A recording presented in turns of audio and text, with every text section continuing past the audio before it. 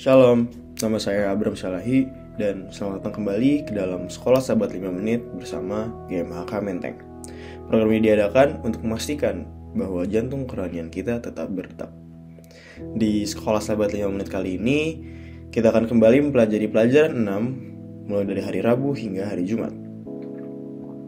Judul pelajaran hari Rabu adalah Ia telah mati untuk kita.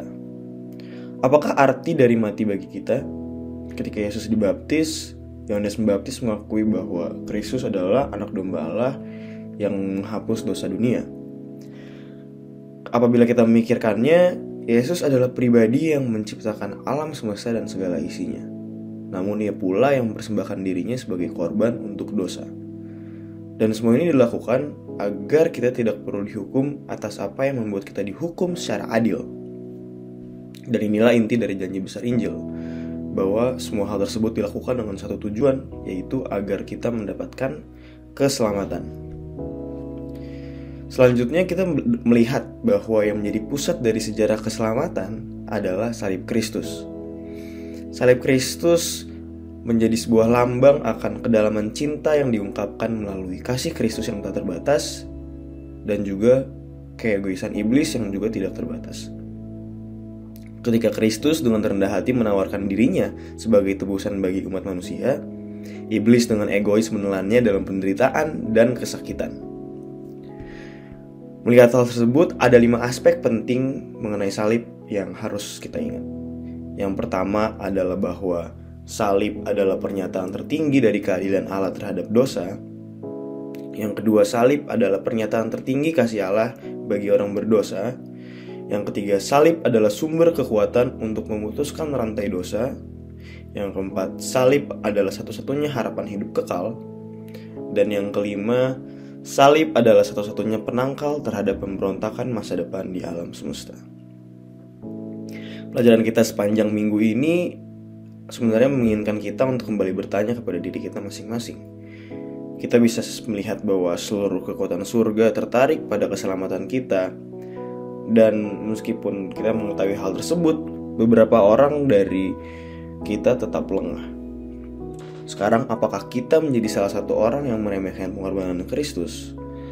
Akankah kita menjadi orang yang lengah untuk berpikir bahwa keselamatan seolah-olah adalah masalah yang kecil?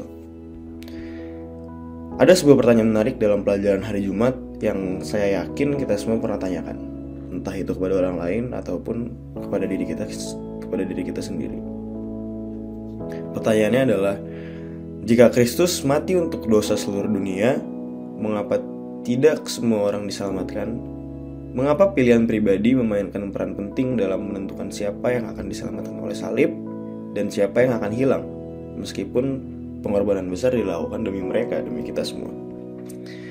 Untuk menjawab pertanyaan ini, marilah kita membuka Alkitab kita dalam 1 Korintus 5 ayat 18. Saya akan membacakannya. Dan semuanya ini dari Allah yang dengan perantaraan Kristus telah mendamaikan kita dengan dirinya, yang telah mempercayakan pelayanan pendamaian itu kepada kami. Sebab Allah mendamaikan dunia dengan dirinya oleh Kristus dengan tidak memperhitungkan pelanggaran mereka. Ia telah mempercayakan berita pendamaian itu kepada kami. Jadi kami adalah utusan-utusan Kristus, seakan-akan Allah menasihati kamu dengan perantaraan kami.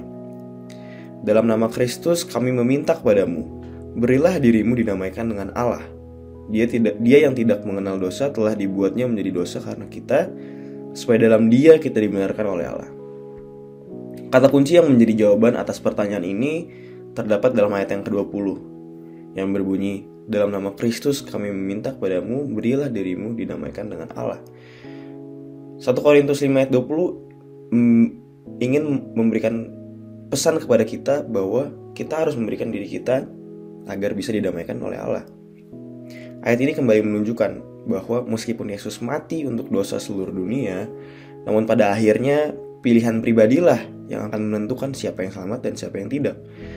Apabila ada seorang yang memilih untuk tidak selamat, dalam artian tidak menerima Yesus dalam hidupnya, lalu tidak percaya pada Kristus dan kebenarannya, maka kematian Kristus tidak ada artinya sama sekali bagi orang itu, dan orang itu tidak akan selamat. Untuk itu, marilah kita kembali mengevaluasi diri kita masing-masing. Apakah kehidupan kita sudah merefleksikan pilihan kita? Apabila kita memilih untuk selamat, apakah kehidupan kita sudah menunjukkannya? Terima kasih telah menonton Sekolah Sahabat 5 menit kali ini.